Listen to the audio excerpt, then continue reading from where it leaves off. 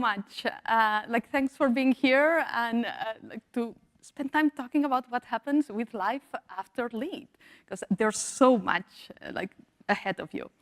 Nandu has already done an introduction, but as a quick reminder, I'm a Stanford alumna, did my MBA and a Master's of Education here. After that, I spent about 15 years as a typical corporate executive, 10 years at Amazon, and then at the European Investment Bank. And since 2019, I've been an executive coach. When I was at Amazon, I found this small job ad that said, we're looking for Stanford alumni to support this crazy new program that we're launching in April 2015.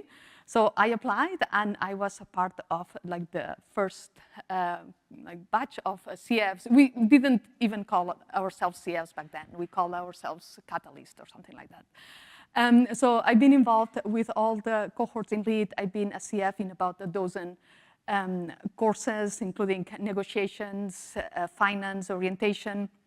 These days, I focus mostly on CAT and Power, and if my face looks familiar, but you didn't have me as a coach, it's probably because you watch the videos in CAD where I talk about my experience in web labs at Amazon.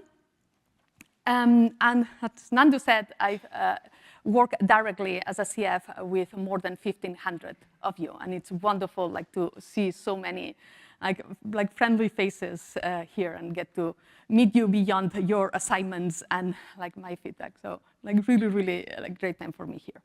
But what we're going to do today is talk about what happens after Lead. Because I've kept in touch with a lot of the people I work with over the years.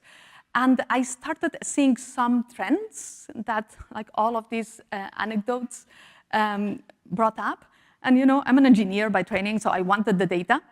And I decided to launch a survey, the Life After Lead survey, 12 questions about professional journeys and learning activities. As of this morning, we have 250 answers, which, if we think that the community is about 5,000 people, that's a good sample of about 5%.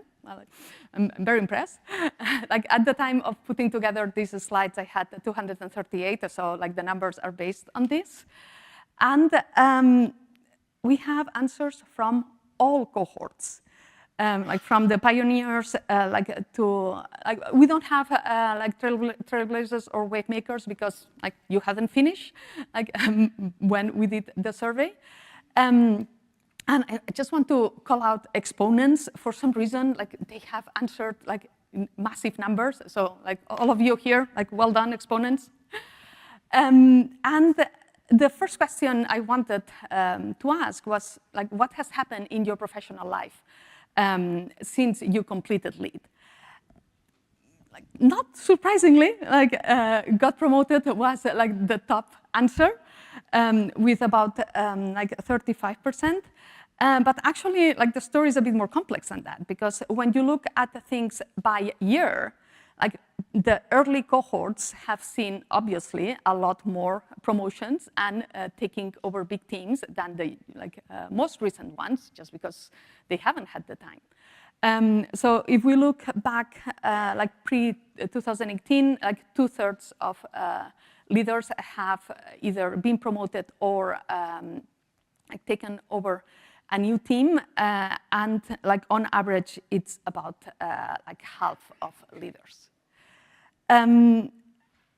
Flexibility changes. A lot of you came here not only looking for growth, but also flexibility in terms of perhaps taking on a new function or going into a new company. And that's something that we also see happening over and over again, with earlier cohorts changing either company, industry, or function, or two of them, or even the three of them, in significant numbers. So that flexibility is certainly there. Not many people think about setbacks or life changes when they sign up to Lead, but the reality is that we all go through setbacks and problems in life. About 6 of the respondents explained that they had gone through either layoffs or burnouts or really difficult toxic situations at work, and another 6, they had gone through personal changes like moving countries or having a child. It doesn't have to be negative, but like that, like change that happens in life, like very often pushes us like to like either change careers or having to move companies. And like the flexibility that lead brings is something that like, helps you in these moments of transition. And like this was like, it came up with a lot of anecdotes in the qualitative answers from participants. Stanford is very well known for its entrepreneurial spirit. So I was very curious to hear how many leaders had started their own company. It turns out that about 1 out of 6 participants ends up creating their own company, which, like, well done. And also looking proactively for jobs. Like that's another 6, and like that means that like in like more than a third of you are creating your own opportunities, like to go beyond of just like going through the like standard corporate careers and waiting for calls of headhunters. Good. So this is the like first part, like the first question. Second question, like what have you continued to do to learn? Because like my impression was that all of you are lifelong learners that like want to continue learning over time. And the answers like confirm that. Like 10% continue to do executive education in person, even more than that, online executive education. A big chunk have continued doing courses in LEAD after getting the certificate, and like stayed involved with LEAD. The third answer was completing company training. And when asked about the specific content, by far, like the top topic has been artificial intelligence with a focus on Gen AI, which makes sense given everything that's going on. But many other trainings were mentioned, some of them company and industry specific, like fintech, sustainability, like accounting certifications, something that is like more concrete by like the specific industry where the participants are.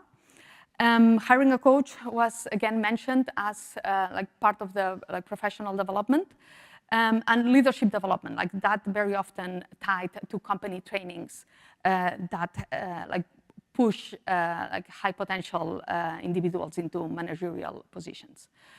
Even farther down in the list, project product management roles, Reforge, like was mentioned. Design thinking like also comes up, and there was a like small group of participants who have gone to do formal degrees like MBAs, PhDs, like bachelors, and like the smallest group was corporate governance. So the skills needed to be effective on boards. Good. More questions. What other things do you do to learn? Because it's not only about well-structured courses. Books and audiobooks are by far the top. I've put here like some images of the ones that get cited. Podcasts are also like a very popular like way of learning, of keeping your learning fresh, like including Professor Pfeffer and Matt Abrams' podcasts here. Reading articles, either Harvard Business Review or like The Economist or even scientific papers, smaller online courses, and applying lessons to work. Like that has been another theme that, like that one surprised me a bit, because what I read several times is like I learned so much, and there was so much content that I was overwhelmed while it was going, and now I want to like go back, review my notes, look at the frameworks, and figure out how I'm going to apply them now. Because like sometimes I didn't have the time during the course, or like there wasn't an opportunity like to do that at the moment. So like this exercise of going back to the notes to apply them, like it's part also of the learning experience. Okay, so we have established that leaders are lifelong learners. The second most popular answer was stay in touch with leaders, which suggests that leaders are also long-term connections. And if you spend any time on the workplace page for meetups, you get to see these wonderful images of like leaders around the world getting together to like have a drink, like eat some food, like talk about professional challenges and ideas, and like it's like I found it heartwarming. It was like the slide that I enjoyed the most, like putting together, because like there were really like people from all over the world. So now, like you're with me, we have established lifelong learners, long-term connections. But the very top of the answers to this question was that leaders wished they had stayed in touch even more than they are. So if you get one single lesson, like one single message from this session is stay in touch, stay connected. That lead is the very beginning, but there's a lot that you can do going beyond. There's many ways of doing that. Attending Me2We is one, so all of you are ahead of the game. Well done. Like this is a strong start. Organize meetups wherever you live or when you are traveling. Keep an eye on the workplace page to see whether people are meeting there. Participate in Lisa. I hear that the party yesterday was like phenomenal. Apparently they do other things on top of parties, but like it's something to, like it's worth staying connected. Join regional chapters. Like I'm a part of the European chapter, and Emily here like tells me that we're already at 800. So feel free to join, and wherever you are, like join the regional chapter. Go to the innovation tour. This year it's happening in Singapore, and I'm sure it's going to be even more fun than the one in Tokyo last year or the one in Amsterdam the year before. There's mentorship programs, and in general, like keep in touch with what's happening in workplace, because there are a lot of things going on. Like keep that tab open, check it a couple of times a week, see what's going on, and join. You can also take more courses. I usually see that trend where like people are like, I'm so happy, I'm finishing lead, like I'm going to reclaim my weekends and evenings and have time to spend with family and friends. And then they take 1 quarter off or 2, and then they come back saying, you know, I was missing this, so I signed up. So you know that if you take 4 more courses, you get the like distinguished scholar title, like, or like I don't know what like what the official word is. So you can continue doing that,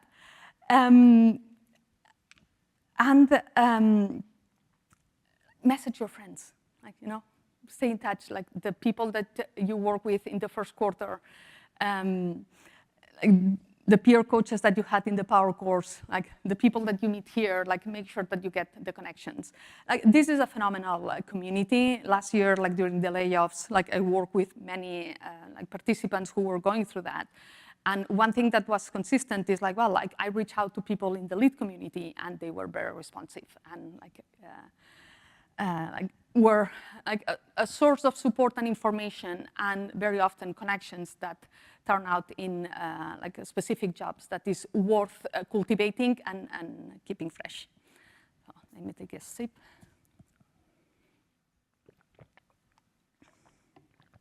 So all of these great ideas, you should do all of them. At the same time, in my conversations, one topic that comes up over and over again is that this may not be enough, particularly in terms of keeping knowledge fresh in your mind and like the consistent work to apply what you have learned like to your day-to-day. So I started thinking about 2 years ago whether there was something that I could do to create a structure that would help these leaders like bring all this knowledge to their day-to-day in a more systematic manner. So I included a couple of questions in the survey about like whether like you would like to join activities that like go beyond like the groups that we have discussed. And that could be, for example, regular learning sessions or regular networking sessions. And more than half of the respondents said that they wanted to do these kind of things. They, like about a third, like also were interested in mentor or being mentored or going through curated material. And like coaching, like both individual and group, came up like multiple times. And in terms of the areas of knowledge, like unsurprisingly, or perhaps I'm biased, like power and negotiations and persuasion came at the top. I also included a question about like the most impactful course, and like power came also at the top, with leadership, team management, and diversity following. So about a year ago, I decided that, like following this entrepreneurial Stanford spirit, I was going to take action and do something about that. So I put together what I call the Persistent Power Program, which is a program to keep your power skills fresh. Like, I don't teach new power skills. Jeff Pfeffer does this much better than anybody else. But what we do is keep those skills fresh and like in like day-to-day applying to your job. It's a 12-month program. Every month we focus in one particular area, like branding, networking, overcoming setbacks, building alliances. We share curated material. It's often like books or chapters of books, videos, podcasts. Some of them from the from Pfeffer and like Stanford faculty, but like going beyond that. And like we invite you to read that and to join sessions that we do a couple every month, like one to refresh learnings, another one to discuss with like people that have also taken the class what challenges you're experiencing, what are you missing, like to really apply all of these skills. And from this year on, we're going to also discuss business cases and specific articles, like to go deeper into this. So last year I launched a pilot. I have here, like I'm so happy to have some of the like 15 people that like supported me in like creating and launching this MVP. So like Nehan, Neirali, Yota, like Jaco, I know that all of you are here, so thanks a lot. We had a great time. Like we learned a lot through the process, and we're opening it like today, like to more people up to the capacity that me and Monica, who will be supporting me on this, can handle. So there's an offer like on this QR code. And if you have any questions, come and find me during dinner and we can discuss. Final words of advice. That was the last question in the survey. That was also like wonderful to read. Very positive answers, like to just engage, make sure that you get the most out of this. And 5 main themes. Maximize the learning experience, take assignments seriously, make sure that you put the time to reflect and really like incorporate what you're learning. Stay connected and network. Like this is an amazing community and you can get so much out of it if you put the time to cultivate it and work, like build your relationships. Apply the learnings, like make sure that it doesn't stay in a nice folder or on a shelf, but that you bring it down to the specific application in your day-to-day. And like don't stop here, like continue learning, continue going beyond.